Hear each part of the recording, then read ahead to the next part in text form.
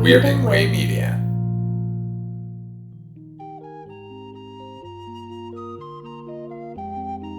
Right, Mr. Walters? You see that guy over there? Now, he's an actor. The guy on the phone, he's a prize fighter. Me, I'm a cab driver. I'm the only cab driver in this place. Good evening and welcome to Tonight, Mr. Walters, the Taxi Podcast. I'm HP, your co-host, and with me, as always, is my co-host, Father Malone. Father Malone, how are you this evening? HP, I got this script for an actor aspirational episode, but we already got rid of Jeff Conway. What are we going to do? My thoughts exactly, Father Malone, and we're going to get into this. We're of a similar mind, I think, when we get into this. It's Taxi Season 4, Episode 13, Nina, or Nina, depending on her mood, apparently, loves Alex. This was written by David Lloyd and directed by Joan Darling. This is odd. We another run of episodes in front of us that aren't directed by the late lamented James Burrows. I don't know how I feel about that. Is the next one directed by James Burrows? No, it is not. Oh my, okay. And we'll get to that. I'm gonna call out how much I appreciated the direction in the next one. Before we get started, Father Malone, I have a bit of an announcement, a correction to an earlier episode, if you'd indulge me for a minute. Speaking of James Burrows, in our tribute to James Burrows an episode or two ago, I mentioned that the sitcom with the most Burrows-directed episodes was Cheers. Do you recall that? Yes, I do remember. So after that episode dropped, I got an email from superfan Rich. Your friend and mine, Father Malone, and he mentioned that actually Will and Grace was the sitcom with the most number of Burrows-directed episodes. Burrows directed the entire run of Will and Grace, 246 episodes in total, which puts it 9 episodes above Cheers at 237. So apologies for the mistake. Thank you, Rich, for keeping us honest. Also, what's wrong with you, James Burrows? You should have done more Cheers. Maybe at the time he thought, I certainly can't direct the entire series. Well, the thing is, I think Will and Grace, I'm not going to say they didn't cheat a little bit, but they had the benefit of having a reunion season a few years after the original run of the show went over, and that, I believe, is what put him over the top. So if Cheers had come back for like a one-off streaming season, it would have been probably the opposite. Did he direct any episodes of Frasier by any chance? Because I'm going to count those episodes in Cheers' favor. Oh, really? You think it's, well, I guess they're in the same universe. There is that. It's Frasier Crane from Cheers. It's kind of a spin-off show of Cheers. By the way, we're going to talk about this a little bit later, something similar, but the theme song to Frasier, is it in the running for the worst theme song of all time? No, not at all, man. Come on now. It is the Tossed worst theme song salad of all time. and scrambled eggs all over my face. Oh, terrible, Father Malone. The worst. Yeah, no, I agree. Oh, you're agreeing. I thought you were saying, no, hold your horses. No, I'm saying it's not in the running because it's clearly the champ. It's undefeated. Reminder, we're doing these shows in broadcast order and not in order of filming. We begin this episode, Father Malone, in the garage as Tony rushes in. He makes a beeline for Alex, and he casually ignores Jim's greeting, which I thought was a little mean of him, because Jim is like the mascot of the garage. Why is he being so callous? Because Jim is more of a burnout than ever these days. To be honest, I'm not going to mention half of the things that he does, because they're kind of throwaway little bits, and I don't really think it adds much to our synopsis. So It's the same joke over and over again. Oh my God, he's so out of touch. He's such a burned out hippie. So Tony tells Alex that he just joined a neighborhood protection group. He's going to be patrolling the streets, catching muggers, that sort of thing. Are we to believe, Father Malone, that Tony has joined the Guardian Angels? I think it just might be a neighborhood watch situation. But the fact that they don't name it makes me believe you're correct, that it is the Guardian Angels they're talking about, who would patrol the subways and neighborhoods in their red berets dealing with criminals. I want to see Tony wearing the red beret and patrolling with Curtis Sliwa. Remember he was the controversial head of the Guardian Angels? I remember. I saw them occasionally in Boston on the subway, The Angels were in Boston, really? Yeah, there was a chapter in Boston. I had no idea. I don't know that I've ever clocked that they were on the subway with me. I would You have didn't. noticed them, obviously. I don't think you took the subway quite as much as I did. I don't think. Well, probably not. I did take it a fair amount going in and out of Boston as a kid, but probably not with the free, because you went in for like a job, right? I did, and I went to Rocky Horror every weekend, and spent basically every free moment in Boston or Cambridge or somewhere. You know. Wow. So you really saw the Guardian Angels in Boston. Interesting. Because I'm sure they're not around anymore. I'm not even sure how present they are in New York these days. Always on the blue line. Surprise. Which was always the line that I went in and out of Boston on, which explains explains a lot because it was Yeah, pretty man. hairy, definitely hairy. Can I just say, there were times where I was like, "Oh, thank God, the Guardian Angels are here."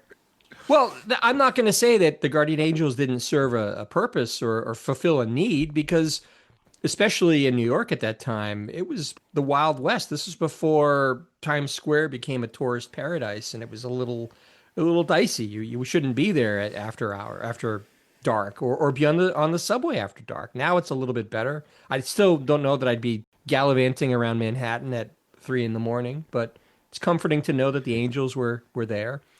Where were they when I got mugged twice on the goddamn subway? Yeah, I think was it this podcast or another one where you told the story about getting mugged on the I have blue no line? idea. I just did. Yeah.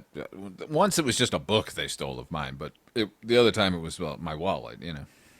But they took the $7 I had to my name. Did you give them the money or did they take the whole wallet? No, they took the fucking wallet, man.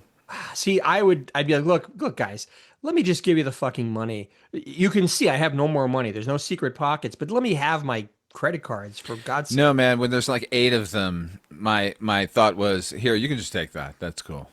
Oh, hey, they left me alone. What a good plan of mine. Well, that would be why you're here to tell the tale, and I Yeah. would not be if I had pushed the issue.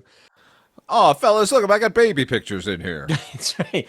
That was a time where you actually did carry baby pictures in a wallet as opposed to your phone, which has all the pictures all the time. So I got curious. I remembered Curtis Sliwa, and I got curious, and I looked him up on Wikipedia, Father Malone. And my favorite factoid of Curtis Sliwa is probably the fact that he has competed in multiple eating contests, including a win at the Carnegie Deli's annual sour pickle eating contest. He was declared the world champion. Isn't that fascinating? Curtis Sliwa. Sour pickle eating? Yeah. That sounds That terrible, doesn't it? All that Yeah. salt water. It sounds like a late 90s quirky sitcom cutaway. And he was also the world dill pickle champion. Well, it's online, so it must be true. It is. It's got to be. So getting back to the garage, Alex congratulates Tony on his new gig, but Tony says the rules are he has to bring a partner with him on patrol, which is probably a wise idea considering Tony's propensity for animal aggression and violence. No, see, they think that he needs a partner so they can protect each other. They don't realize Tony is a one-man army.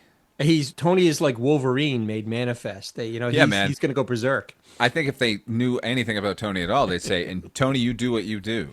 That's right. They'd see that keep on trucking tattoo and quake in fear at this behemoth coming at them. Jim volunteers to be his partner, but once again, Tony ignores him and asks Alex to join him. Alex flatly refuses, and then the joke is Jim gets upset, and when he starts to speak up for himself, he's forgotten all about what got him upset in the first place. Ha ha, he's a burnout. Tony walks away, and Alex muses to himself, why is he even drinking coffee? He just wants to go home and go to bed. He's at a 12-hour shift. He's dead on his feet, Father Malone. I'd like to know why he's still there. Because that they have nothing better to do, clearly. We've seen this over 4 seasons. They hang out even when they're not working. It's silly. Don't talk about the coffee. Throw the coffee away and leave, Alex Rieger. Don't get Just involved go. with anyone wandering in. Go home and go to sleep. You're clearly tired. It's been a 12-hour shift. We understand. You're entitled to go home. You worked hard. You don't have to be in Alex. this episode. Just at that point, though, when he's complaining about being tired, this pretty African American woman walks in wearing the most god awful outfit that has ever made an appearance in the garage, Father Malone. Did you take note of this ridiculous outfit? Okay. No, it is not the worst outfit ever. That was always and will be the sweater dress that they sheathed Mary Lou Henner in a few episodes ago and will again soon. That's the worst outfit of all time. What's funny is when we'll get to it, but when Louis is talking to her, he says he refers to her as being so contemporary. And that's what I was thinking when she walked in. It's like everyone is still kind of in that 70s sitcom land costume wise, even though we've ratcheted up the ages a bit. But she walks in, it's like, hey everybody, it's 1982. It's like Mork from Ork wandered into the garage. Well, it's like clothing by Richard Simmons because she has an athletic headband on. Not fashion. It's like athletic. It's like what you might see Jim McMahon from the '86 Bears wearing. Yes, but she's wearing it as fashion, circa 1982, as you would. I suppose, but then she's wearing white shorts over leggings and then burgundy leg warmers over that with matching shoes.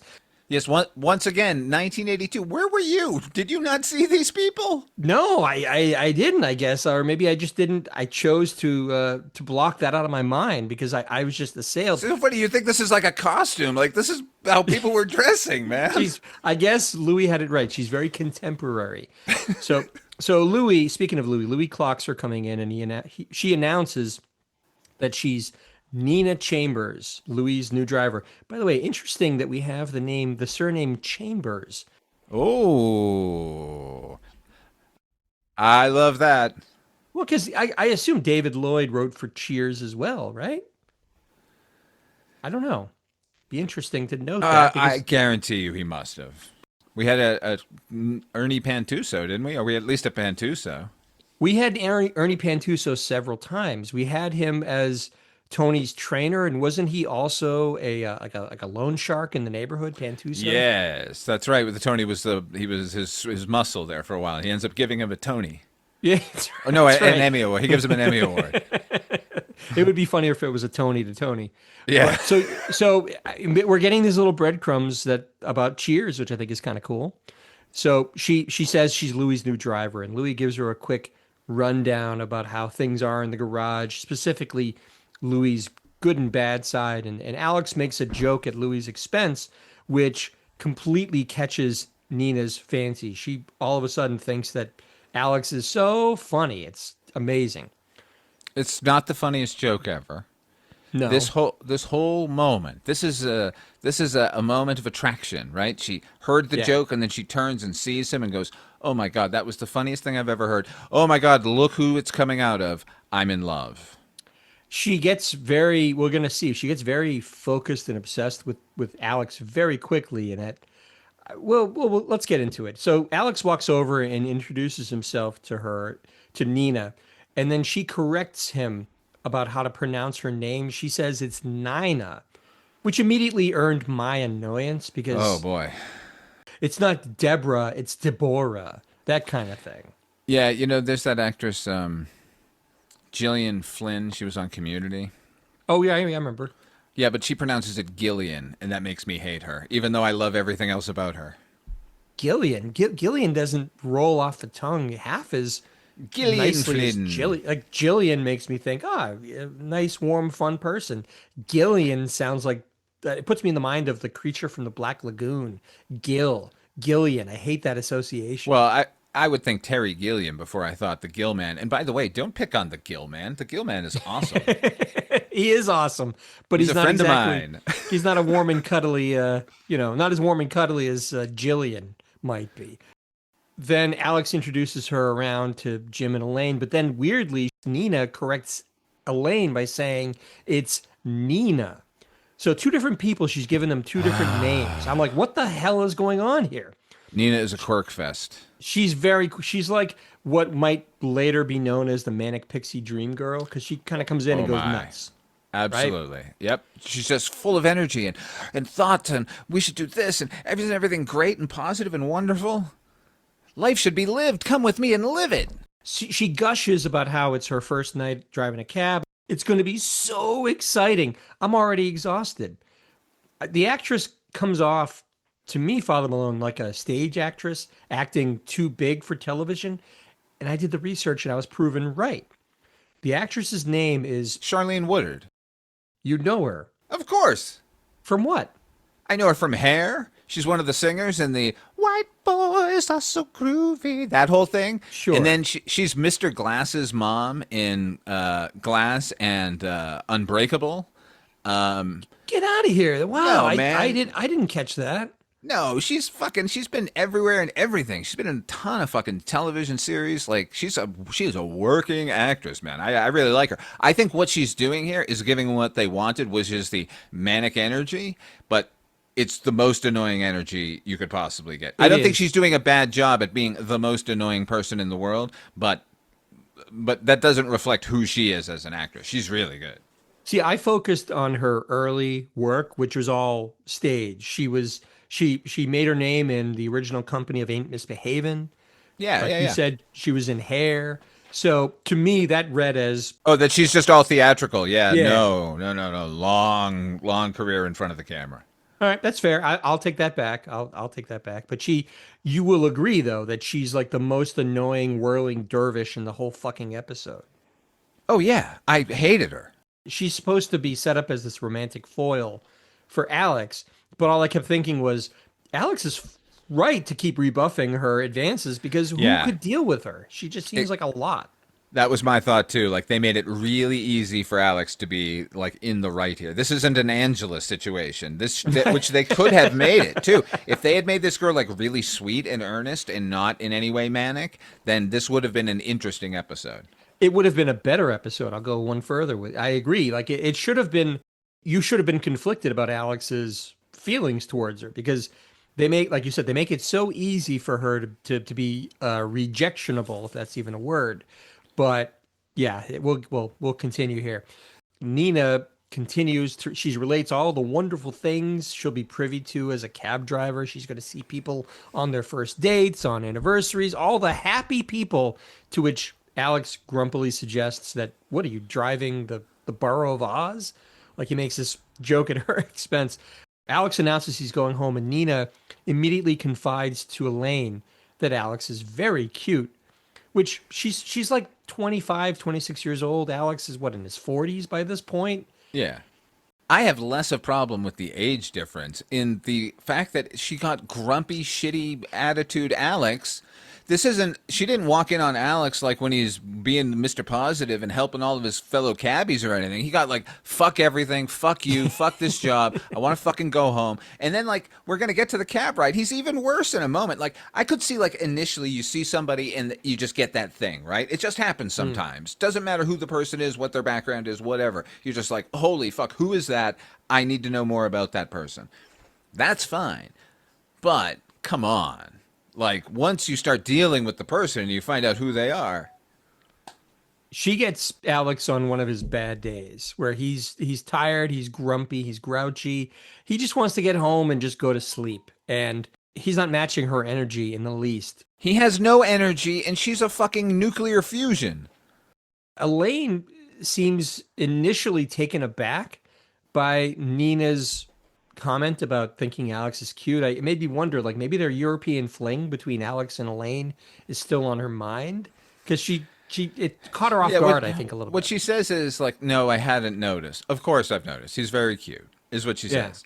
Now, I don't know if that's just world weariness, but we're talking about Alex Rieger. Look, no offense to Judd Hirsch, because he's a very talented man and talent makes everyone more attractive, but he's not like adorable. You know what I mean? Like, I don't know.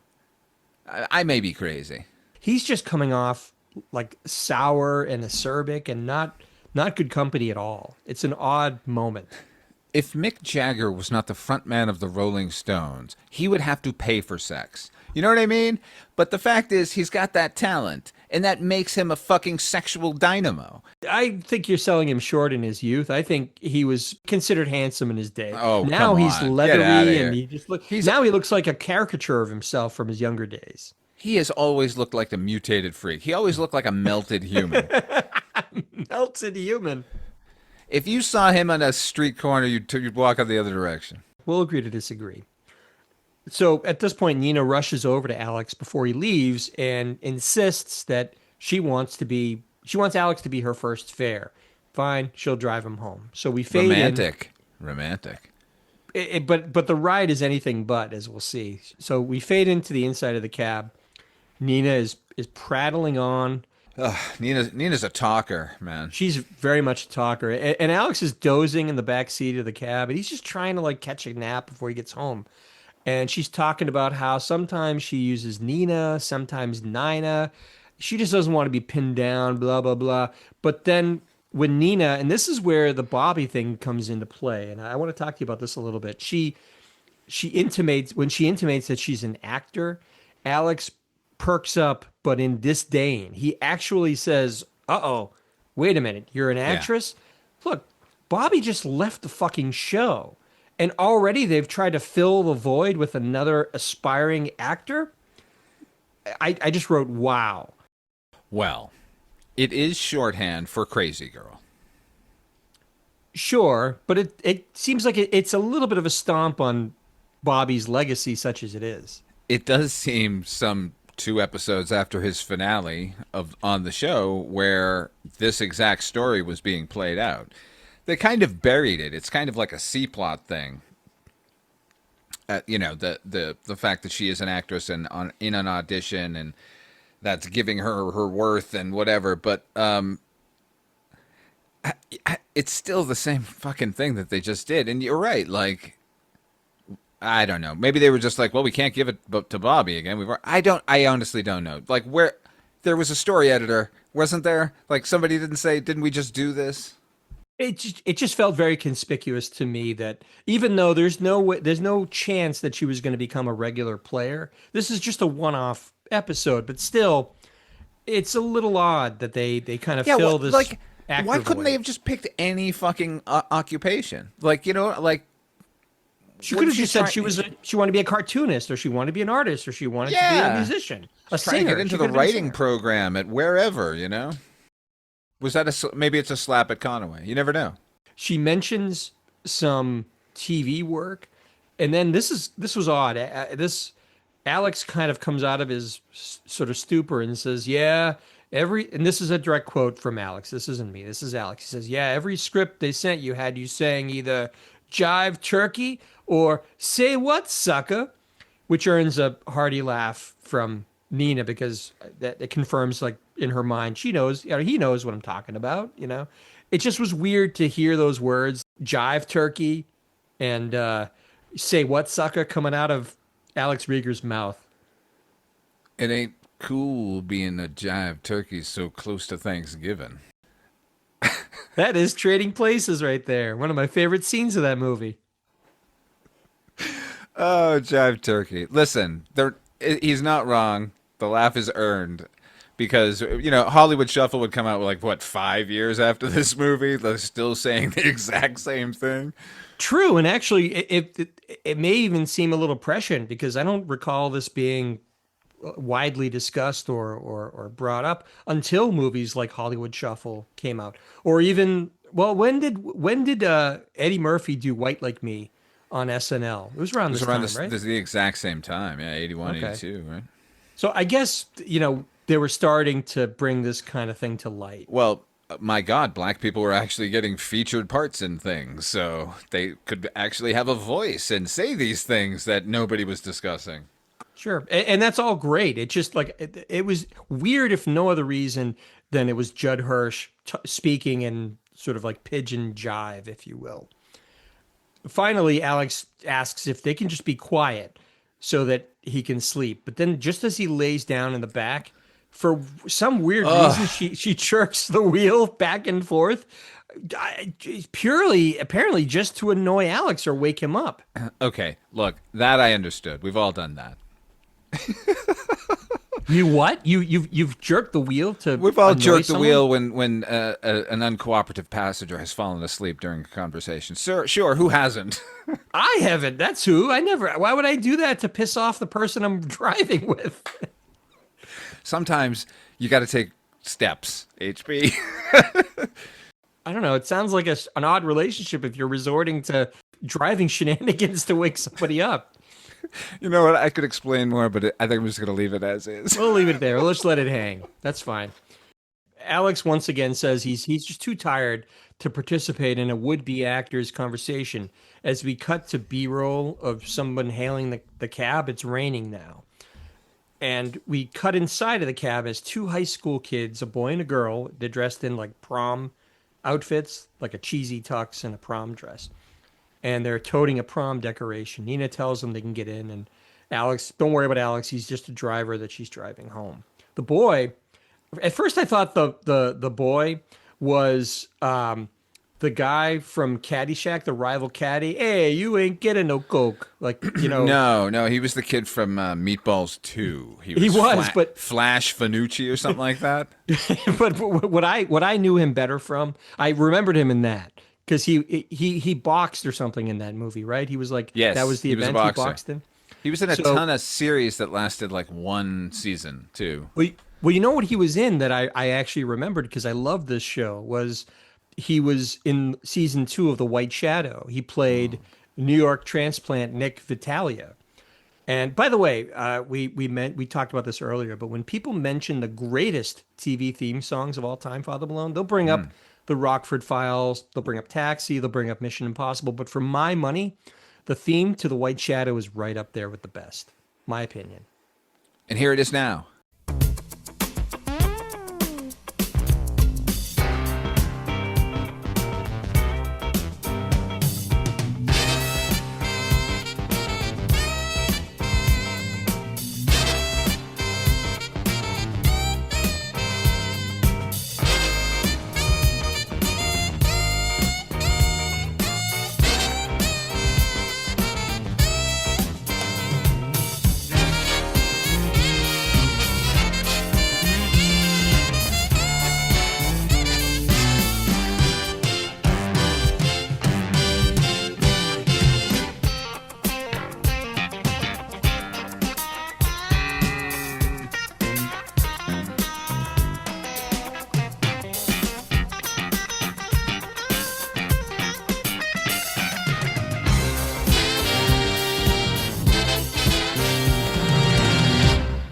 It's groovy.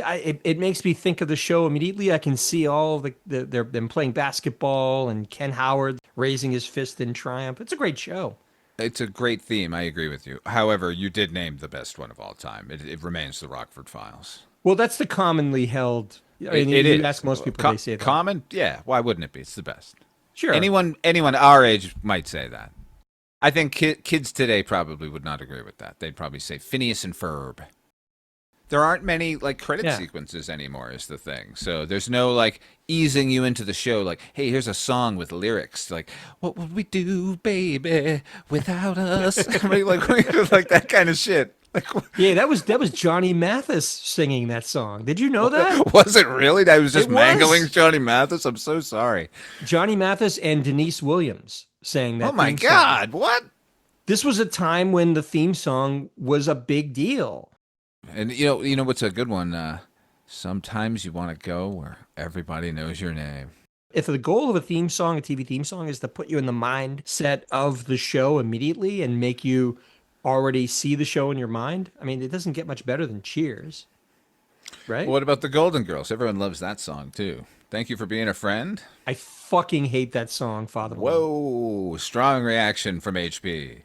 Thank you for being a friend. This is no disrespect to the Golden Girls as a show, because I know people love it. Or Friends as a concept, both in television and in regular life. I don't know, man. That sort of like ding, ding, ding, ding, that piano, little mincing piano piece. And it's just so saccharine. I hate it. I have nothing more to add except I don't like that theme song. You triggered something in me. I apologize on behalf of theme songs everywhere. Ugh. Now I gotta like get my mind back into this thing. Okay, anyway. We talked about John Mangatti, the actor who played the boy in the backseat. Anyway, at this point, a groggy Alex wakes up and he's confused by these. Well, they two have like a interlopers. paper mache Eiffel Tower with them that they're holding in between. That they're holding. Oh, they've crammed in. But Alex is now sandwiched between these two kids, and then on his lap, in both their laps, is a paper mache Eiffel Tower. This night couldn't be going worse for Alex. All he wants to do is just get home and just sleep. And Nina is just putting obstacles in his way at every turn. But she says, look, it was raining outside, Alex. I can't leave these kids out to the rain. And the boy then says to Alex, "Hey, we're so in love, me and this girl. Hey, can you buy us some liquor?" No, like didn't he say we're 16, we're in Yeah. love, and we're getting married? Can you buy us some liquor? Well, Which, I don't by the know if he way, said he did say we're 16. he did say that, but he didn't say they were getting married, did he? Yes, he did. Oh, I We're, missed. I thought they were and we're going to a getting prom or something. and we're getting married. No, that's why they needed to get the Eiffel Tower because she needed to be married in Paris. Which reminds me, if you watch the pilot of Cheers, the opening of Cheers is a kid comes into the bar and tries to get a beer and like pretends he's this sort of like old man. It's like the same sort of thing. I don't know why, but Cheers was really on my mind during this episode. It's interesting. That's because it was a little on my mind too, just because of the last name of Nina. It's something in the air because we're on the precipice of Cheers premiering, so it's probably not far off. So that Alex begs off about this whole buying liquor for a 16-year-old, and then he announces, "I'm home. There, this is my apartment. Let me out." So Nina thanks Alex for being her first fare. She just comes right out and asks Alex for a date, but he begs off. He's like, "Look, you caught me off guard. You're not getting me on my best day. So let's no." And then Nina cheerfully announces Alex won't be caught off guard the next time. This is what a stalker says to you. When you keep saying, "Look, I'm not interested. I'm not interested. Leave me alone. You'll be interested next time," you know? Okay. Okay. I do agree with you in theory if this were the fourth or fifth time. But this is she just asked him out. He said no, but here's the conditions why I'm saying no. And then she said, "Well, then I'm gonna pursue you again in the future." I would do that, you would do that, anyone would do that. What makes this scene in any way good is the fact that he turns her down and the kids in the back seat go, "Aw." And then she's Aw. like, she says, "I'm gonna continue to pursue you," and they go, "Yay." I'm putting myself in Alex's shoes. He's not interested for whatever reason. He's tired. Whatever. It's not a good fit for him. This is not a love connection. But she keeps Because she's a relentlessly fucking pursuing manic him. nightmare. She's like bipolar, it seems. She's just constantly shouting and screaming things. I worked with this girl in Santa Monica at a movie theater I worked at. I guess I won't name her, but she was she was a legitimate flake. Like her nickname was Spacey. Like that's what we called her because she was like off in a cloud all the time and would do shit like you'd be on a bus with her and she'd get up and go, "Everybody sing," and just start singing a song at the top of her lungs. So I know this human being.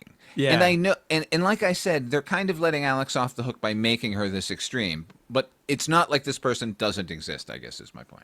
I've known people in the same galaxy as Nina also, and I tend to once I know what their game is, I'm like, all right, I'm gonna stay as far from you as possible because it's exhausting. Really tiring. Yeah, turn it off, man. I'm a believer that there's somebody for everybody in the world. I don't know if that makes me romantic, but there is somebody, there's somebody somewhere for somebody like Nina. It's just bizarre that she picked the diametric opposite of her to relentlessly pursue in this episode. That's all.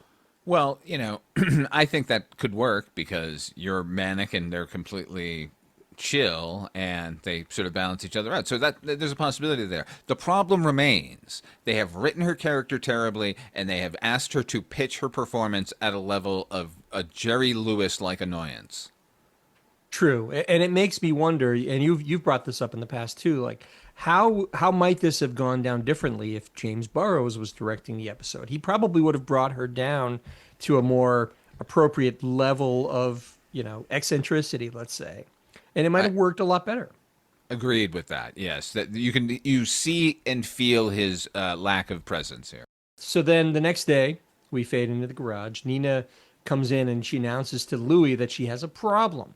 She made too much money to fit in the original envelope, so she uses a non-regulation envelope.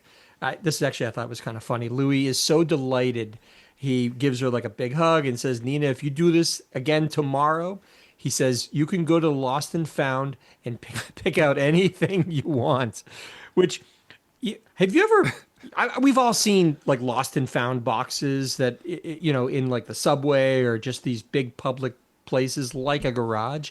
They're Yeah. so disgusting because you have to imagine that box that's been sitting in Sunshine Cab is all sooty and gross and just dirty from sitting there. And let's not forget, these were taken off the floors of cabs in New York Cabs. City and then just Ugh. tossed into this box.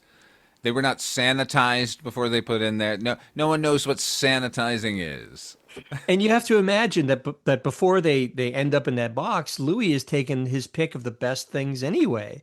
Because Louis got like the rings and the jewelry that they find, the watches, and he leaves all the detritus for the lost and found box. So anyway, I thought it was a funny offer. That's as close as Louis comes to being charitable to Nina at this point.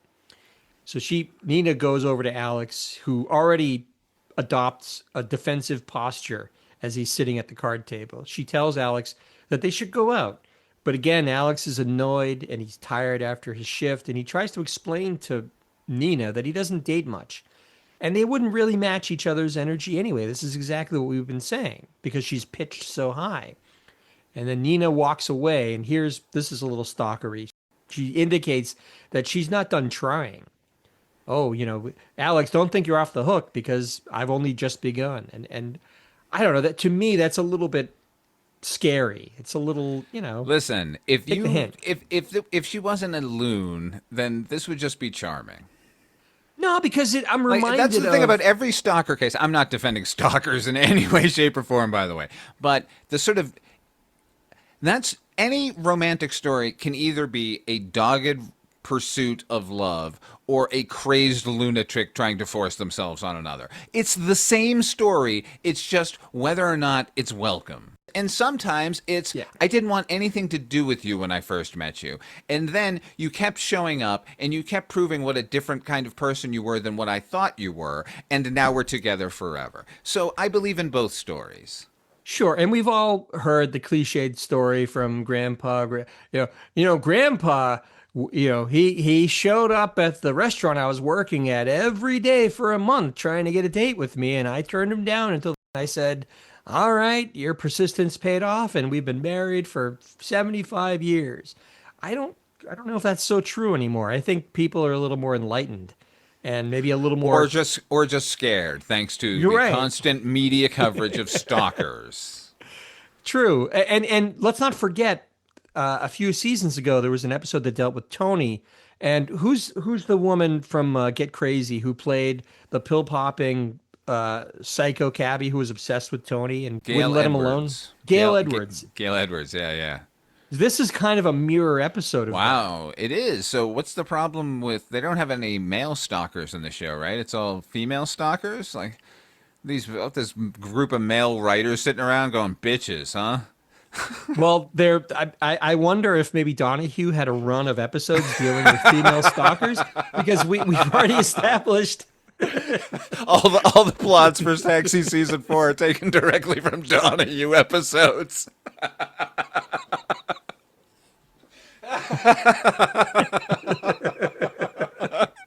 And now I'm going to go start looking at Donahue topics from this time period.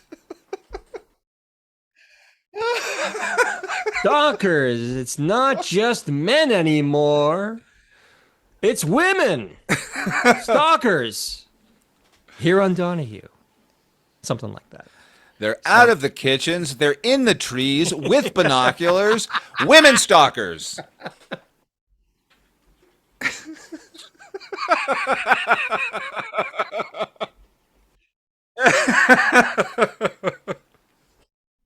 Louis at that point goes over to Alex. I thought this was actually kind of interesting too. He goes over to Alex and I he loved announces, this. This is the best part of the episode. Well, it is because you think as a viewer it's going to go one way, but the writers prove that they're a little more enlightened than we're giving them credit for. Because Louis comes over and he announces to Alex that he's evolved beyond prejudice, and he endorses a Nina-Alex relationship. What's more is he says, like, I was raised by people from the old world. So he's letting us know that all of our racist tendencies that are here in America are from the old world, and that sort of clannishness.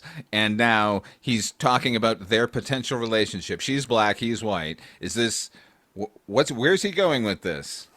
And you're a little tensed up as a viewer, especially now. You're like, okay, are they going to come up with some really racist thing here? Like, what's Louis going to Okay, say? and it gets worse because like you two could fall in love and you could get married and you could have kids and it's like, oh my God, are we going to talk about interracial children and like how they're going to be treated in society on Taxi?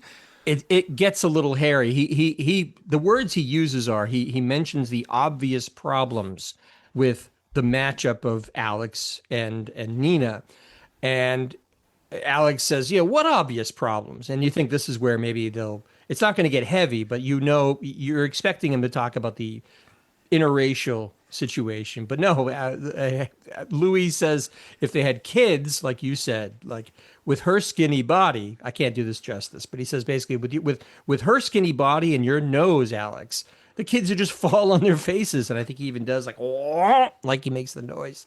So basically, it's another joke about Alex's big nose, which gets a big laugh. What a wind-up for that fucking joke. I loved it. Yeah, and I'm kind of left going, "Phew!" I thought that could really be bad, but it was kind of funny because it you can tell that it's the writers kind of elbowing you a little bit. Like you thought we were going to go there, but we're better than that. Like, I actually thought that he was going to mention that he's a fossil and she's a child, but I think we were both really relieved that there was no casual racism coming out of the movie. yes. And again, I credit I'm always the excited writers. for no casual racism. In any circumstance, let alone Taxi. So we fade to commercial and we fade back in the garage, and Alex harumps into the garage and he's carrying a full handful of colorful balloons. There must have been like 8 or 9 balloons in his fist. Massive balloons too, like Huge. little like weather balloons almost. They're big. And he announces to everybody that he has a problem. How do you keep someone, he says, from relentlessly brightening your life? I guess he says Nina left these tied to the cab handle with a note about cheering up. But instead of counseling Alex on how to deal with his stalker, Elaine thinks it's cute. Oh, you have a little admirer. I fucking hate it. It is pretty cute. You know what? If I came out of work and there was a bunch of balloons there for me, that would make my day. Yeah, but it's a very slim margin between balloons that are cute and like being, someone cooking your rabbit, like Fatal Attraction style and leaving it Again, for you. it all depends on your willingness to accept that person. I guess so. So anyway, Elaine says it's cute. This has been going on for a whole week, apparently, and there's even a vase of flowers on the card table with a note waiting for Alex. Elaine says he should just go out with her, but Alex says he's not interested. Like, I don't know how much more times he can say, like, I'm not interested. I'm not interested. He could have one fucking dinner. I mean, they go to Mario's all the time. Just say that it's that. Yeah, but that's encouraging her. Say, look, I'm not really interested. I'm not one to date, but you are so persistent. Let's have one date together, but you have to agree if I'm not into it that you will leave me alone. He probably should have just bitten the bullet and done that, and that would have been At the it. worst, he's going to have a nice meal. You know what I mean? And she's going to be Sure. a little embarrassing. Who cares? Yeah, I mean, at least as nice as he's going to get in Mario's, of course. But it's his home turf. He probably could have just nipped it all in the bud, but he doesn't. He's fighting against it at every turn. And then Alex goes on to enumerate all the ways in which they're different, including, I noted the very good point that people who work together shouldn't really date. And you're pointing like. Good point. That's a good point. See, I thought you were going to say, actually, yeah, HP. Well, actually, I know plenty of people who have been office romances and they're still together and they're happy and everything. It happens, yeah. Yeah, I mean, in this situation, it's not like it's a supervisory role in some tech company or something. They're cabbies. They're never even together. They're driving separate cabs. Yeah, exactly. So it's probably pretty harmless. But ultimately, Alex just says he doesn't like her. Elaine calls bullshit on this, saying Alex wouldn't go on and on about her if there wasn't a connection. Maybe she's right. Elaine is just tickled at Alex's misery, though, overall. Now, let me agree with you about stalkerdom there with that, because I don't know. Elaine is a little kind of nuts at this point. Yeah, I feel like they lost the thread of Elaine somewhere in the last season or two. And they haven't really gotten it back. She kind of they just kind of write her however they feel like writing her. Now, Right, as opposed whatever to their mood is. Who she was, yeah. Yeah, she's a little more protean now. Like she changes, based on the needs of the episode or of the scene, in fact. Sometimes she complains about them gambling. Sometimes she's interested in their gambling. Sometimes she's happy about this and sad about it at other times. Wait a minute. Maybe they're just commenting on the contradictions that are all human beings through Elaine Nardo. Is that a peace button on your helmet?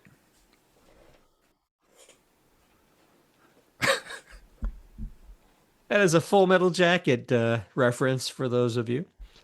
So For then those of you who didn't go to high school together. that's right. With us, I mean. Great movie though. Great reference. So Jeff, actually, we get to see Jeff for a brief instant in this episode. Jeff Jeff announces. Conaway? No, I mean Jeff. Louis' Oh, yeah. partner in crime. There, They Jeff. throw Jeff a line here. She's They coming. do. He Run, announces Alex. he says to Louis, "She's coming," and Louis expectantly asks, "Was it another big money night?" And then Nina rattles the envelope in this very seductive way, and they have this big enthusiastic hug, Louis and Nina, and Louis admits that he gets misty when he looks into her envelopes. And Alex, at this point, I think Alex is kind of maybe talking to Elaine has made him realize that he's got to nip this thing in the bud. So he breaks in to talk to Nina, but she says she's got no time. She's got an audition, another fucking Bobby audition situation here. But she'll be around 7. So why didn't she? She says, "Why don't I meet you at 7?" And Alex harumps about it a little bit more as we fade into his apartment. She comes in and excitedly tells Alex that she thinks she got the part. She's perfect. She heard someone say, "You're perfect." She got a kiss from the composer. Some bullshit. It's a little crazy what she's saying here. Yeah. She says that the author is overheard saying she's perfect. The director kisses her on each cheek European style and says, like, "See you soon." And the producer is like swooning. And the doorman is like, "I've never seen anyone since No, the director said, "Since Judy Garland, I have not seen such a performance." If that were the case, they would have hired you in the room. Right there. Yeah. They wouldn't be saying, "Don't call us, we'll call you." It would have been like, "Yeah, we have some formalities, but you got the part." Anyway, she's even gone so far as to give the producers Alex's phone number. Finally, Alex insists that they sit down. They're going to have this chat. And Nina, again, is relentless about her optimism about how she's going to get the part and her chances. It's a very stagey monologue that you describe about all of the different people that praised her audition. And then just right on cue, the phone rings, and she Alex says, "It's for you." He gives it to her, and this is It's a good she's performance. on the phone. It's a good performance. She gives a good performance here.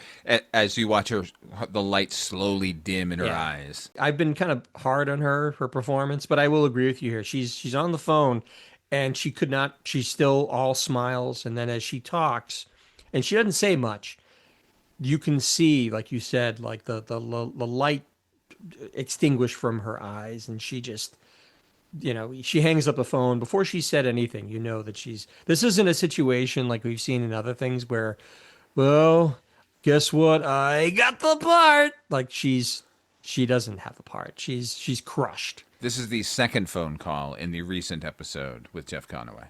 She hangs it up, and the reasoning, she says, I mean, this is really kind of crushing. She says she was too right for it, too on the nose. They liked her performance, but they didn't like her, which is probably the worst thing as an actor that you can hear. Like, look, we loved your performance.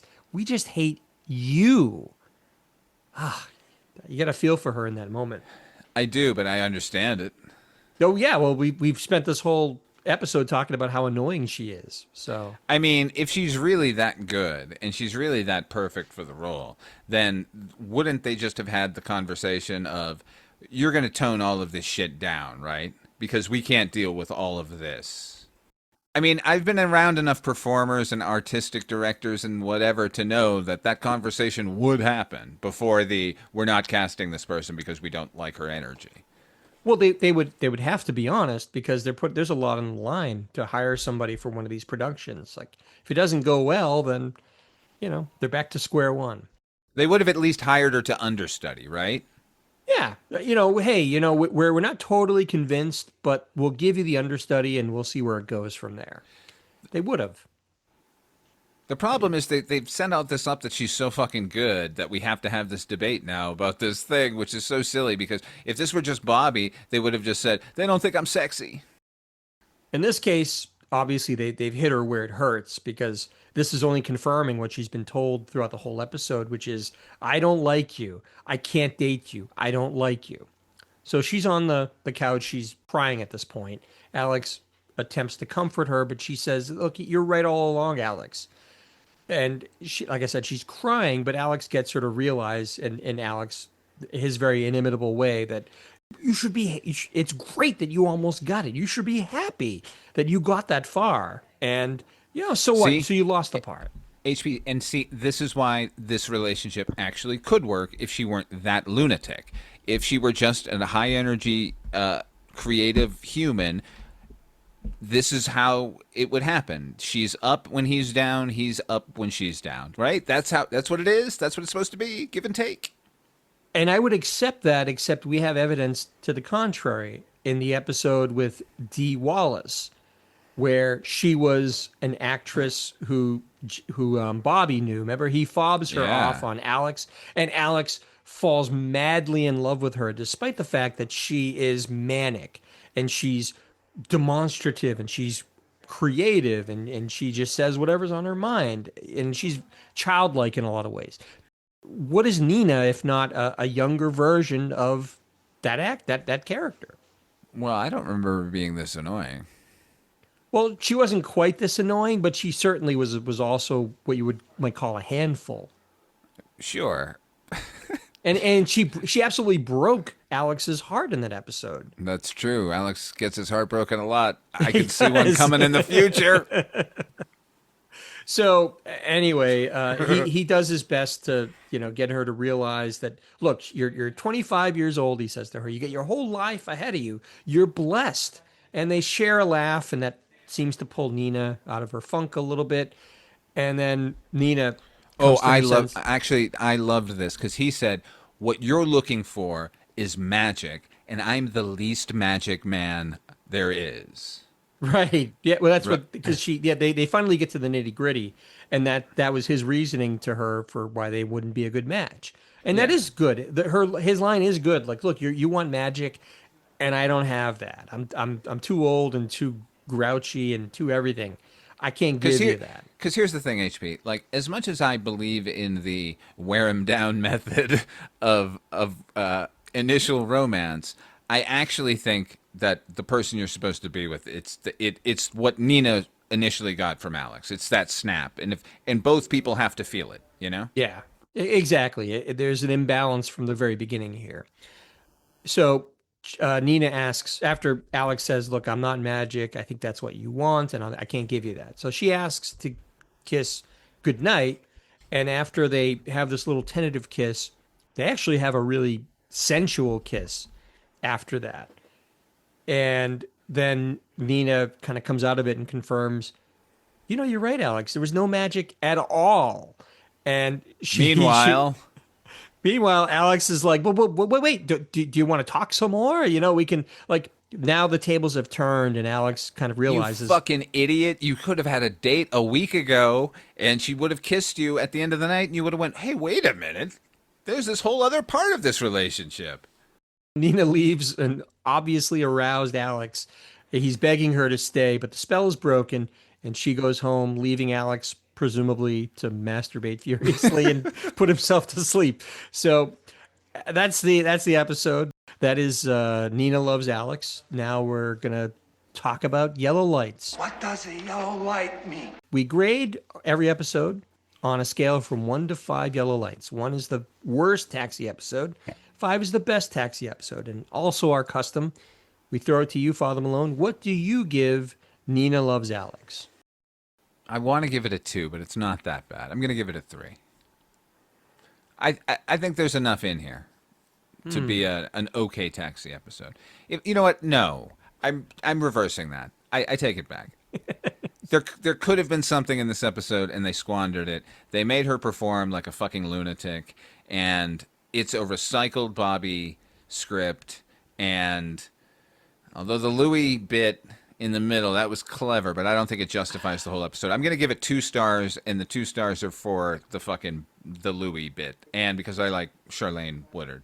Sure, and I'm right there with you. I was actually going to feign being shocked because I I had a similar crisis a little bit, but in the end, I agree with you. I gave it 2 yellow lights. This is an extremely non-essential episode, and it's somewhat out of character for Alex, who has gone on and on in previous episodes about how he's a hopeless romantic, and the whole going to Europe with Elaine, and he wanted just this romance and to be swept away. I think he would have, maybe if she was not quite as annoying, he would have given romance a shot. So I don't necessarily buy it. He I don't know. It just did. And here's the other thing that why I gave it 2. This is a minor part of the episode, but it bothered me. They kick it off with this idea that Tony's going to be part of the neighborhood watch, but they never ever return to that. That's right. We didn't even get a little bumper at the end. It's weird. Like maybe he comes in and his You know what? red It should have beret is askew. It should have ended with Nina is leaving, and then Tony grabs a hold of her and like kind of shoves her through the door into Alex, and he goes, "You recognize this girl, Alex? I think she was trying to break into your apartment."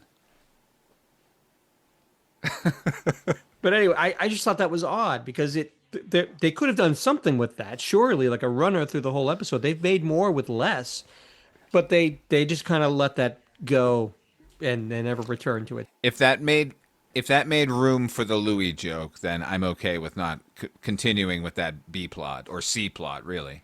That's a fair point. The Louis stuff is very strong, but I don't know that it's strong enough to justify another yellow light. So it's 2 from me, 2 from Father Malone. That'll do it for this episode of Night, Mr. Walters. Father Malone, where can folks find you when you're not clocked into the garage?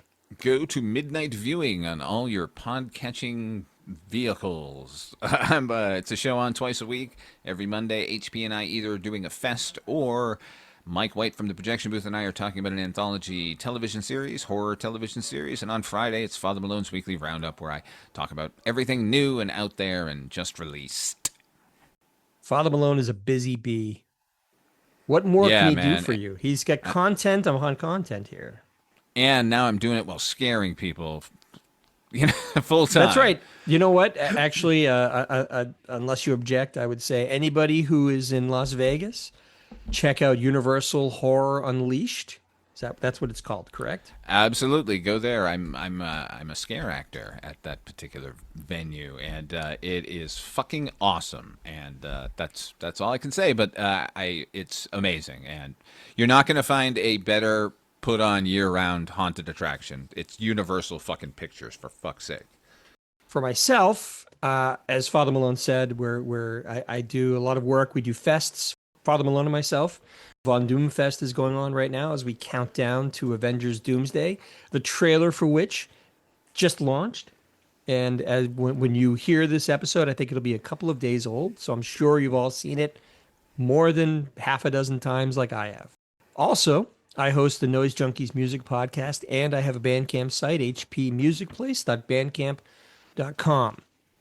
Once again, thanks everyone for listening. Please feel free to subscribe to the podcast, write a review, or rate us. We'd love to hear from you. The email is hpmusicplace@gmail.com. Thanks again for listening, everybody, for Father Malone and myself, and we will see you again next time.